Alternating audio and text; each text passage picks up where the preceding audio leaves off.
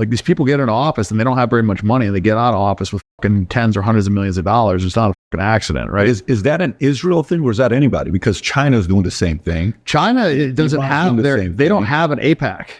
Like Israel is the only one that has a fucking like a lobby in the US fucking, giving these politicians money. What's up, y'all? Dan Bilzerian had a very intense debate with Patrick Bet-David, and I thought it was a good debate to watch because usually we see these people debate the left, and it's always going to be more interesting when people who generally agree with each other find disagreements, because then we get to really see what they really support besides just being against anything that's not on their quote unquote team. But this was a good one, so let's watch some clips and I'll give my thoughts on it afterwards. Okay, no, every country, the big ones all have lobbyists. They all have lobbying that they're doing. Not in the US. They're registered as foreign entities.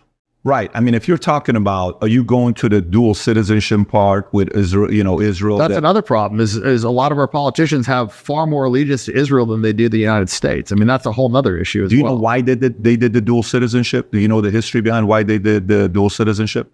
What do you mean? Like, so the whole concept of dual citizenship was because when Israel became a, country again, they didn't want the people from here who wanted to go back to Israel that didn't have a motivation to go if they were going to lose their citizenship here. So that was the reason why they did it. It was kind of like, okay, you're your own country. We kind of need some of you guys to move over there to help the country out.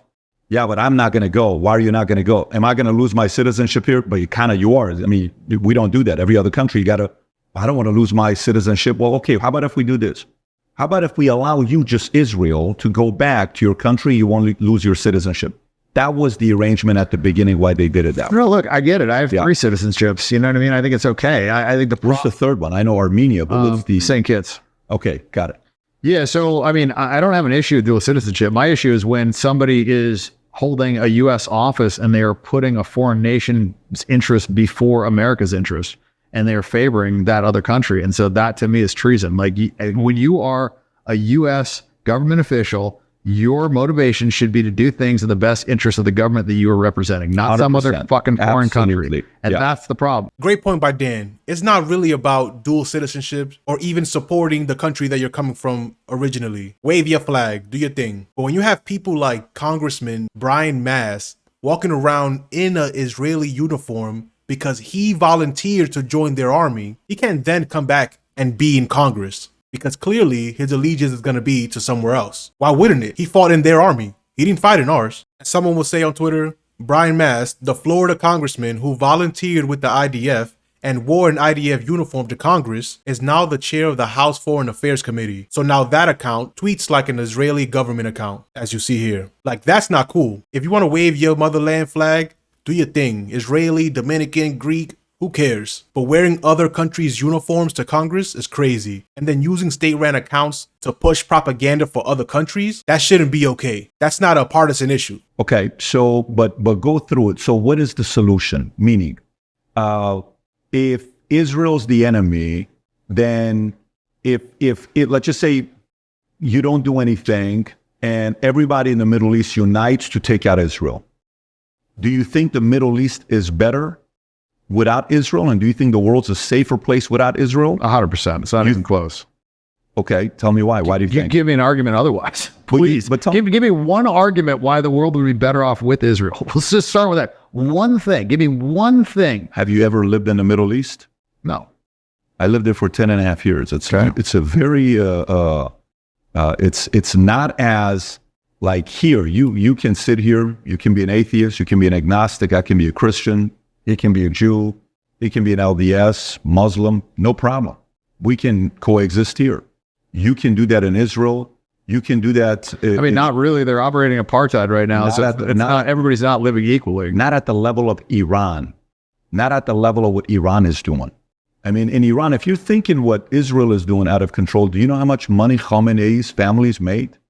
Do you know how much money they have 200? I've never been to Iran, but I've been to Dubai, I've been to Saudi, I've been to UAE. So and they're all Muslim. They seem to be operating fine. I would say Iran's slightly different than, but go back to it. So, okay. So you think the Middle East and the world would be a better place if Israel didn't exist? Yes. Okay. Israel's committed, so many terrorist attacks.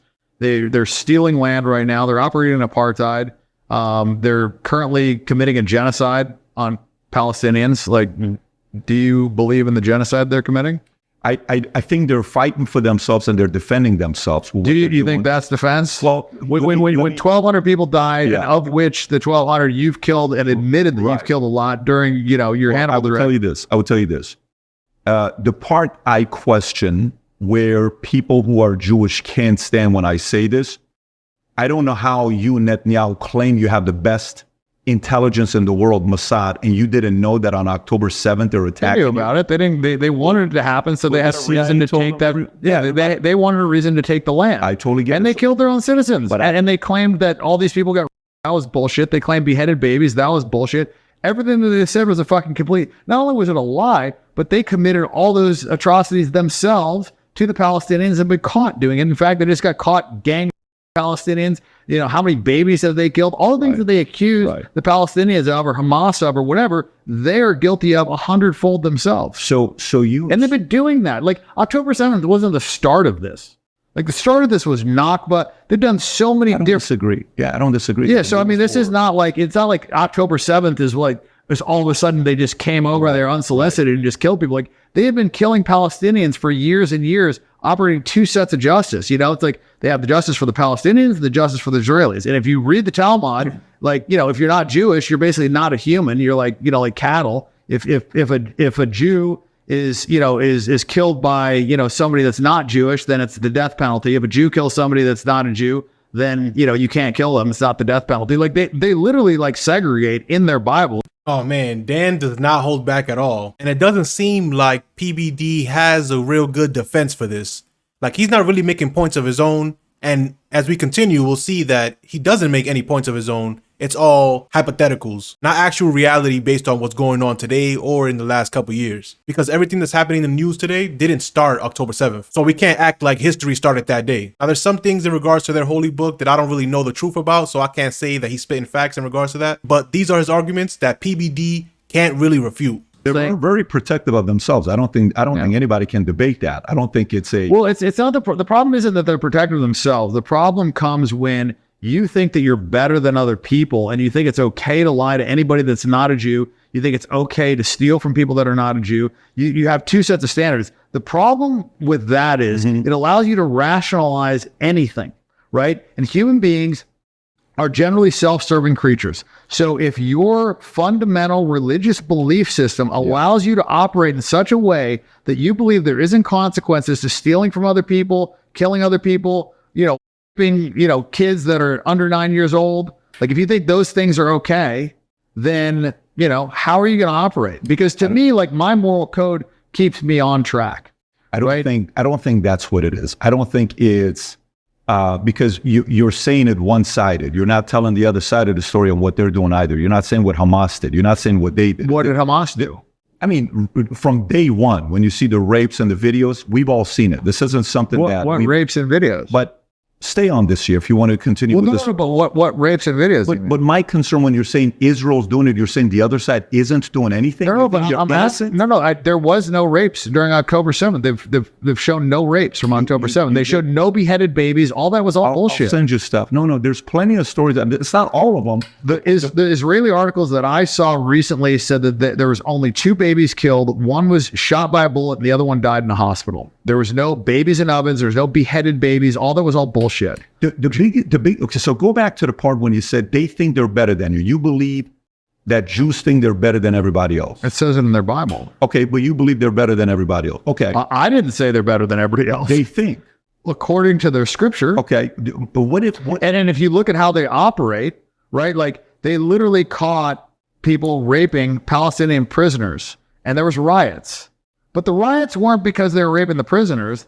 The riots were because they felt like they had the right to rape the fucking prisoners. That's why they almost had a fucking civil war, because they felt like they had the right to rape these prisoners. They felt like that was okay because they weren't Jewish. So, when you have a society that operates like that, you're going to have fucking problems. And they're not the fucking most moral army. That's all fucking bullshit. Everything that they say, it's just like almost like, listen, when somebody lies to me, like if you lie to me, I'm not probably going to trust you again. You lie to me a second time, I'm definitely not going to trust you. You lie to me a third time, and I let you lie to me the third time, I'm the fucking idiot. I can't really confirm or deny most of the things he said there, but the fact that the Israeli people rioted to release the people who were doing R words, that really happened. They broke those people out of jail, not because they thought they were innocent, but because they thought they had the right to do that. Which I don't know if that's kosher or not, but that can't be cool nowhere. There's no other country we would call allies that we would also accept that type of behavior from. You wouldn't expect that from your friend or neighbor or family member, nobody in your life. But your tax money funds a lot of their whole country. But what do you think about all this? Let me know in the comment section. And if you're listening this far, you might as well like the video and subscribe to the channel. Peace.